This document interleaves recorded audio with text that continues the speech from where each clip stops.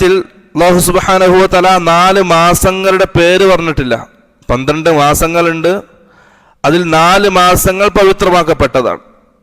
ഇമാം ബുഖാരി റഹ്മത്തുള്ളാഹി അലൈഹി ഉദ്ധരിക്കുന്ന ഹദീസിൽ കാണാം, അൻ അബീ ബക്കറ റളിയല്ലാഹു അൻഹു, സഹാബി പറയാണ്, അന്ന നബി സല്ലല്ലാഹു അലൈഹി വസല്ലം ഖതബ ഫി ഹജ്ജത്തുൽ വദാ, റസൂൽ ഹജ്ജത്തുൽ വദാഇന്റെ അന്ന് ഖുതുബ നിർവഹിച്ചു.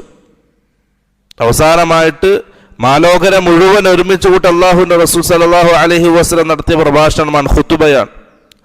വഖാല ഫീ ഖുതുബതി, റസൂൽ സല്ലല്ലാഹു അലൈഹി വസല്ലം ആ ഖുതുബയിൽ പറഞ്ഞു, ഇന്ന സമാന ഖദ് ഇസ്തദാറ കഹൈഅതി, കാലം അതിന്റെ ചക്രവാളത്തിൽ കറങ്ങിക്കൊണ്ടേയിരിക്കുന്നു. ഓരോ 12 മാസങ്ങൾ ഇങ്ങനെ ചുറ്റിക്കൊണ്ടേയിരിക്കുന്നു. യൗമ ഖലഖസ് സമാവാതി വൽ അർദ്, ഏതു മുതൽ? അല്ലാഹു സുബ്ഹാനഹു വ തആല ഭൂമി ആകാശങ്ങളെ സൃഷ്ടിച്ച അന്ന്